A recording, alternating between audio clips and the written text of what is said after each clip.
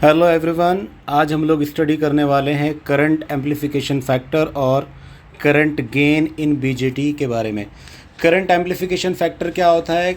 जब हम लोग लास्ट वीडियो में हमने देखा था अलग अलग कॉन्फ़िगरेशन में हमारा ट्रांजिस्टर काम करता है। कभी हमने देखा था कॉमन एमिटर कॉन्फ़िगरेशन देखा था, हमने देखा था कॉमन बेस कॉन्फ़िगरेशन, हमने देखा था कॉमन कलेक्टर कॉन्फ़िगरेशन। तो ये अलग अलग कॉन्फ़िगरेशन में ट्रांजिस्टर काम करता है। तो उसमें दो चीज़ें होती है, एक होता है इनपुट साइड और दूसरा होता है आउटपुट साइड। तो यहाँ पर ये जो करंट एम्प्लीफिकेशन फैक्टर है, करंट एम्प्लीफिकेशन फैक्टर का मतलब होता है the ratio of output current to input current. ये क्या होता है current amplification factor? The ratio of output current to input current. तो इसी को करंट एम्प्लीफिकेशन फैक्टर कहते हैं, is called as current amplification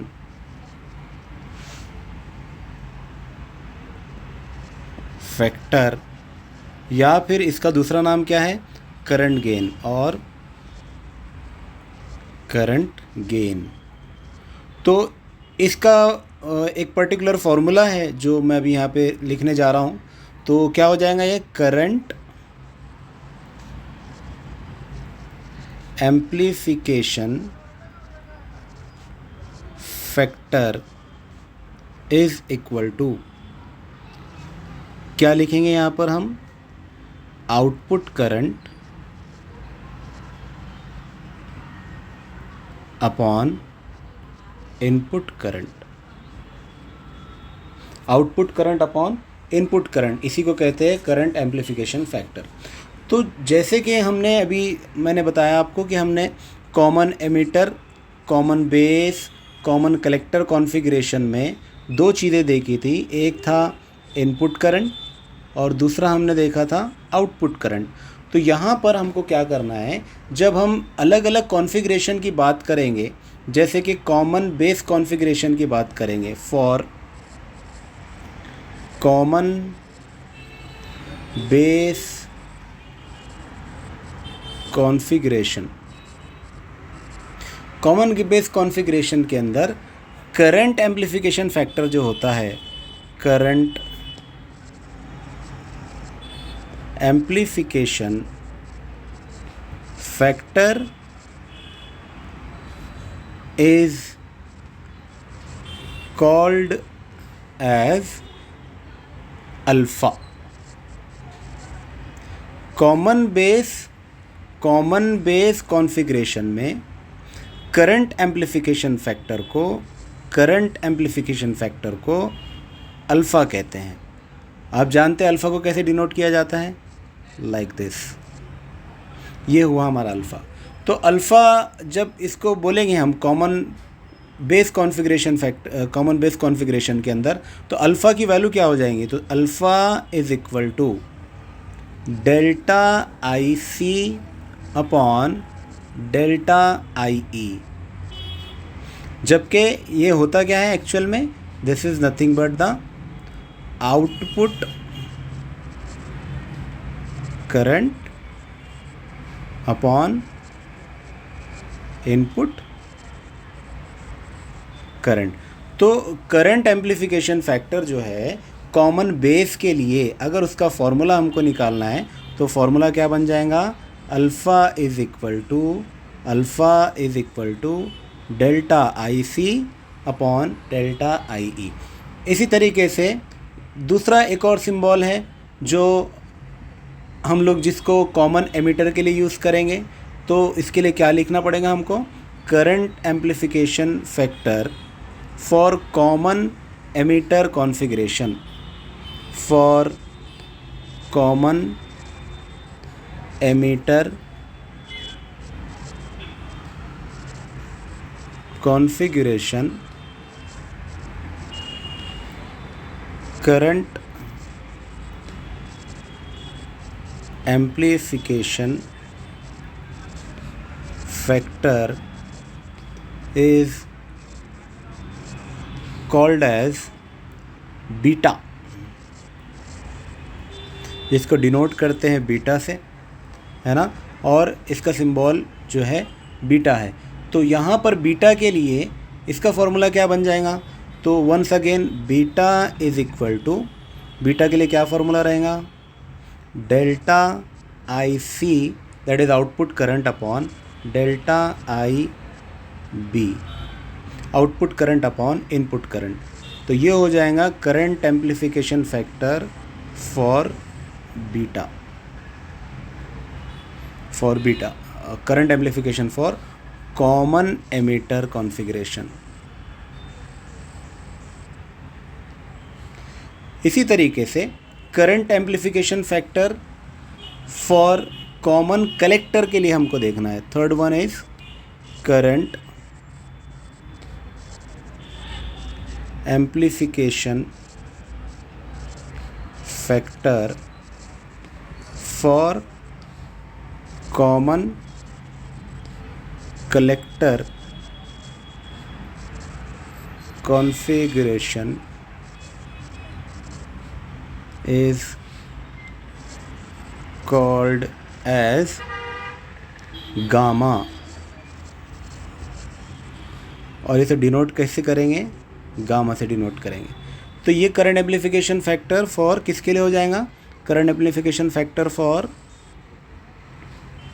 common collector configuration, common collector configuration. तो कॉमन कलेक्टर कॉन्फ़िगरेशन के लिए करंट एम्प्लीफिकेशन फैक्टर को gamma से डिनोट करते हैं, और उसके लिए फॉर्मूला क्या बन जाएगा? Delta I E, that is output current for common collector configuration upon delta I B, it works like input current for common collector configuration. तो ये basically these are 3 formulas for current amplification factor. ये 3 फार्मूले हैं current amplification factor के लिए। इसी के साथ साथ हमको इसमें नेक्स्ट जो पार्ट है इसका वो है रिलेशन का। तो नेक्स्ट हम देखेंगे इसमें part relation between alpha and beta, relation between alpha and beta. तो अल्फ़ा एंड बीटा के बीच में रिलेशन हमको अभी स्टडी करना है। उसको कैसे डिराइव करते हैं, ये इम्पॉर्टेंट क्वेश्चन इसके ऊपर आ सकता है आपको, आपके कॉलेज के अंदर, आपके बोर्ड एग्ज़ाम के अंदर।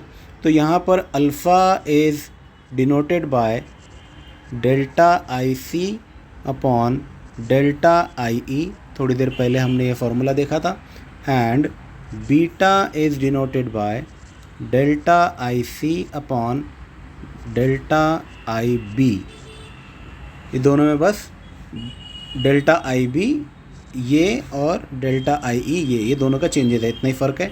बाकी दोनों फार्मूले के अंदर आउटपुट करंट जो है वो आई सी होगा, डेल्टा आई सी। तो अल्फ़ा और बीटा का रिलेशन निकालना है। हम जानते हैं कि एमीटर करंट जो होता है वो बेस करंट और कलेक्टर करंट के एडिशन के बराबर होता है। बेस करंट और कलेक्टर करंट के एडिशन के बराबर होता है एमीटर करंट।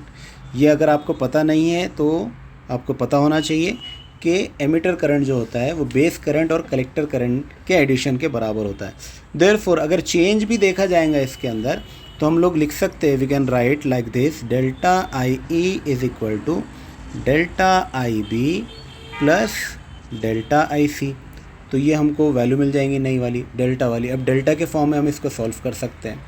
अब इन सारी वैल्यूज़ को डिवाइडेड बाय आई सी अगर हम कर देते हैं, क्योंकि हमको आई सी की रिक्वायरमेंट है यहाँ, तो सारी वैल्यूज़ को अगर हम आई सी से डिवाइड कर दिए तो आई सी से डिवाइड करेंगे तो एक तो ये हो जाएगा कि हमको आई सी का फैक्टर मिल जाएगा।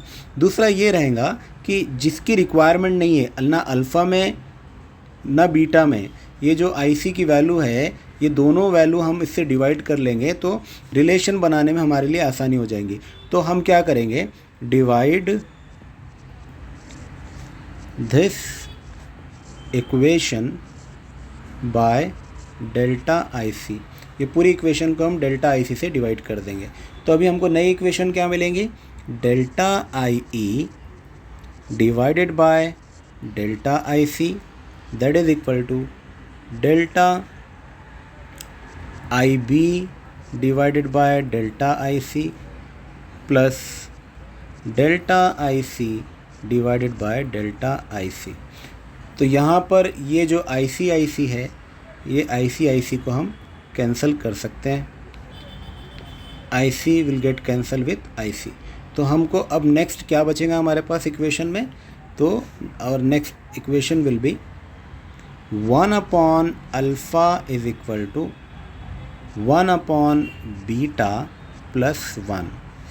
ये हमारी इक्वेशन बच जाएंगी। यहाँ पर 1 आ जाएगा और यहाँ पर 1 upon alpha upon 1 upon beta आ जाएगा। तो ये रिलेशन अगर हम आगे और देखेंगे, कंटिन्यू करना चाहेंगे तो क्या होगा, इनको हम जो है इसको आगे सॉल्व करने के लिए क्या कर सकते हैं, 1 upon alpha as it is 1 plus beta upon beta, ये भी लिख सकते हैं। और इसी को और आगे सॉल्व करना है तो इसका रेसिप्रोकल ले सकते हैं। तो रेसिप्रोकल में क्या हो जाएगा, alpha is equal to beta upon 1 plus beta. So this will be the relation between alpha and beta. This will be the relation between alpha and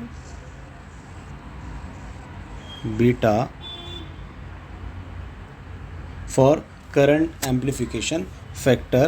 alpha किसके लिए था, कॉमन बेस के लिए, है ना, हमने देखा था। अल्फ़ा यहाँ पर आपको दिखा दूँ मैं फिर से, अल्फ़ा की वैल्यू किसके लिए निकाले थे हमने, कॉमन बेस कॉन्फ़िगरेशन में अल्फ़ा था, ये है अल्फ़ा। और बीटा किसके लिए निकाले थे हमने, कॉमन एमिटर के लिए हमने बीटा निकाले थे। तो कॉमन एमिटर और कॉमन बेस के अंदर ये रिलेशन हमको मिला। क्या रिलेशन है वो, कि alpha is equal to beta upon 1 plus beta. इसी तरीके से हम नेक्स्ट रिलेशन निकाल सकते हैं, relation between gamma and alpha. Alpha और गामा के बीच में हमको दोबारा रिलेशन निकालना है। तो ये रिलेशन निकालने के लिए फिर से हमको क्या करना पड़ेगा, सबसे पहले गामा और अल्फ़ा की इक्वेशन बनाना पड़ेगा। तो what is the equation for gamma, gamma is equal to, gamma की वैल्यू होती है delta I E upon delta I B के बराबर। यहाँ पर गामा की इक्वेशन हमको मिल गई। इसी तरीके से हम ये भी जानते हैं, भी थोड़ी देर पहले मैंने आपको रिलेशन बताया था, आई ई इज़ इक्वल टू होता है आई बी प्लस आई सी, जहाँ पर आई बी मतलब बेस करंट और आई सी मतलब कलेक्टर करंट। ये दोनों का एडिशन होता है एमिटर करंट के बराबर। अब ये रिलेशन मिलने के बाद हम यहाँ पर देख सकते हैं कि delta I E is equal to delta I B plus delta I C. और साथ ही साथ अगर आई बी मुझे निकालना है, डेल्टा आई बी मुझे निकालना है, तो delta I B is equal to क्या हो जाएगा, delta I E minus delta I C. ये इक्वेशन, इसमें हमको एक तो आई ई की वैल्यू मिल गई, दूसरा आई बी की वैल्यू मिल गई। अब इन इक्वेशंस को हमको पुट करना है। हमारे पास जो गामा की वैल्यू है, gamma is equal to delta I E divided by, नीचे में क्या रखेंगे, डेल्टा आई बी है, तो आई बी की वैल्यू ये हमको मिली है। इस आई बी की वैल्यू को मैं बॉक्स में डाल देता हूँ ताकि समझने में, अंडरस्टैंडिंग में आसानी हो। तो ये आई बी की वैल्यू हमको मिली। ये आई बी की वैल्यू में क्या क्या है हमारे पास, एक तो है delta I E minus delta I C. ये हमने आई बी की वैल्यू यहाँ पर पुट किया। जब आई बी की वैल्यू हमने यहाँ पे पुट कर दिया तो इस पूरी इक्वेशन को divide by gamma is equal to, पूरी इक्वेशन को एक मर्तबा और डेल्टा आई ई से हम लोग डिवाइड कर देंगे। Delta I E upon delta I E minus delta I C upon delta I E. ये होने के बाद क्या हो जाएगा, हमको ऊपर में भी 1 मिलेगा और नीचे में भी 1, फिर minus I C upon I E. ये क्या होता है, ये अल्फ़ा होता है। तो हमको अल्फ़ा के फॉर्म में गामा हम निकालने की कोशिश करें। यहाँ पर अल्फ़ा है और यहाँ पर गामा है। तो अब हम आगे जो इक्वेशन को और आगे बढ़ाएंगे तो हमको अल्फ़ा के फॉर्म में वैल्यू मिलेंगी। तो यहाँ पर देख सकते हैं आप कि गामा इज़ इक्वल टू क्या हो गया, 1/1 माइनस अल्फ़ा। और अगर मैं गामा को 1 माइनस अल्फ़ा से मल्टीप्लाई करूं तो that will be equal to 1, क्योंकि यहाँ 1 था तो ये 1 हो जाएगा। और फिर और आगे अगर हम देखेंगे तो क्या मिलेगा, हमको मिल जाएगा, अगर इस वैल्यू को हम एक्सपांड कर दें तो इससे हमको क्या मिलेगा, ये मिल जाएगा gamma into 1 minus gamma into alpha that is equal to 1। और आगे अगर देखें तो ये क्या हो जाएगा, ये हो जाएगा gamma is equal to 1 plus gamma into alpha. तो ये एक रिलेशन है। और अगर अल्फ़ा के ज़रिए हम निकालने की कोशिश करें, ये गामा का फॉर्मूला हो जाएगा। और अगर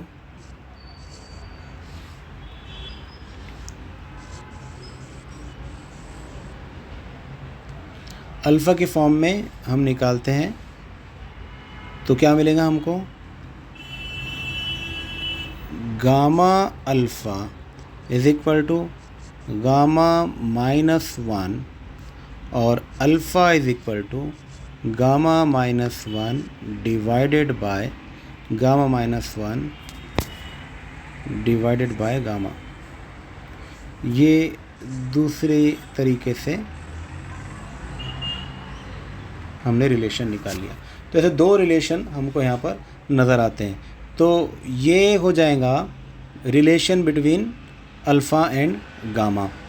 और नेक्स्ट हमको फिर से एक रिलेशन बनाना है। रिलेशन, लास्ट रिलेशन है रिलेशन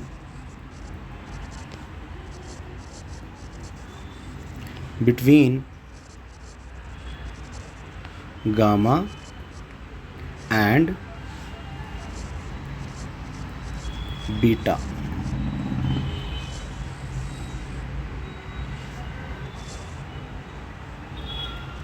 तो गामा और बीटा के बीच में क्या रिलेशन रहेगा, तो we know that gamma is equal to delta I E upon delta I B होता है, जबकि beta is equal to delta I C upon delta I B होता है। अब ये दोनों के अंदर delta I B is common, तो रिलेशन बनाना हमारे लिए आसान हो जाएगा। वंस अगेन हम उसी इक्वेशन पे जाएंगे। कौन सी इक्वेशन थी हमारे पास, standard equation, I E is equal to I C plus I B. तो यहाँ पर अगर हम डेल्टा के फॉर्म में लेकर आ जाएंगे तो delta I E is equal to delta I C plus delta I B, और इसके अंदर फिर डिवाइड कर देंगे सारी इक्वेशन को, डिवाइडिंग